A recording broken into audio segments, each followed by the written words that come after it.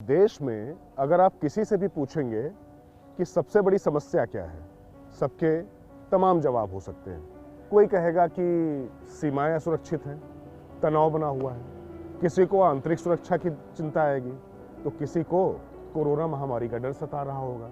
लेकिन एक दिक्कत ऐसी है कि इन सभी चीज़ों से जो इम्यूनिटी दे सकती है वो ये है कि आपकी जेब की हालत कैसी है, आपके देश के खजाने की हालत कैसी है, और अगर वो मजबूत है तो आप इन सभी चुनौतियों से पार पा जाएंगे।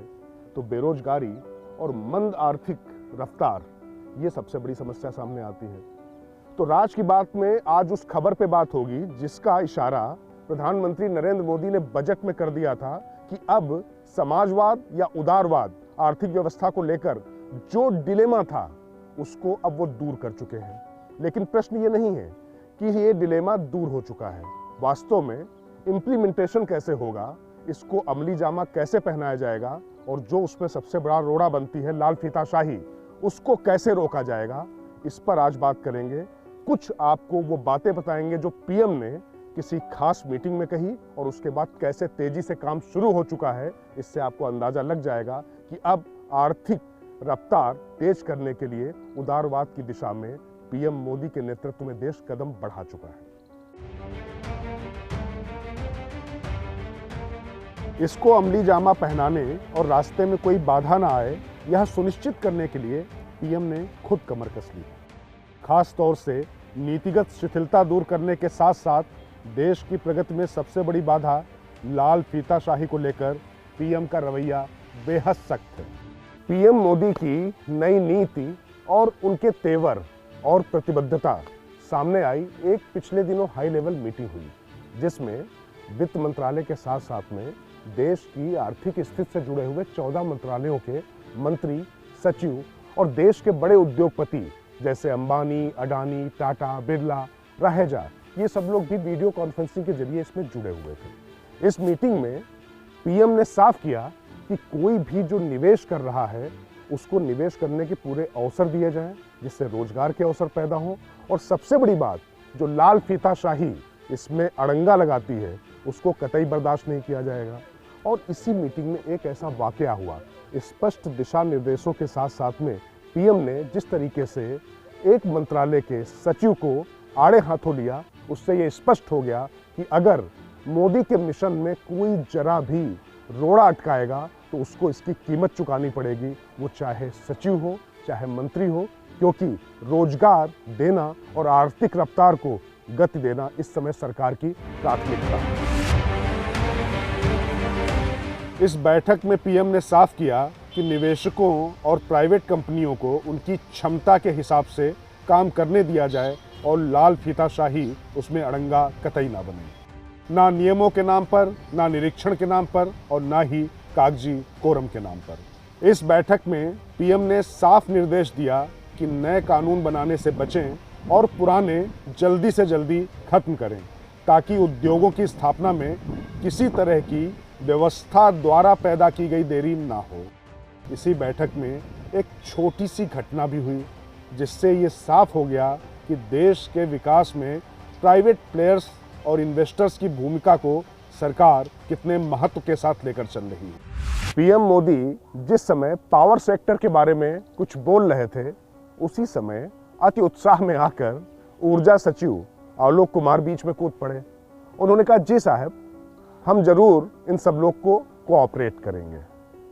पीएम को ये थोड़ा नागवार गुजरा, और चूंकि वो जानते हैं कि लाल फीताशाही किस तरीके से काम करती है, और आलोक कुमार भी यूपीपीसीएल के चेयरमैन पद से, यानी उत्तर प्रदेश से वहाँ के ऊर्जा मंत्री श्रीकांत शर्मा के विरोध के बाद और उनके सख्त तेवरों के बाद हटाकर यहाँ आए थे। तो आलोक कुमार का ये बोलना था, पीएम ने उनसे बीच में कहा कि देखिए, आप कुछ ना करें तो ज़्यादा अच्छा है। जिन लोगों ने निवेश किया है उनकी ज़्यादा चिंता है और वो आपसे ज़्यादा दक्ष हैं।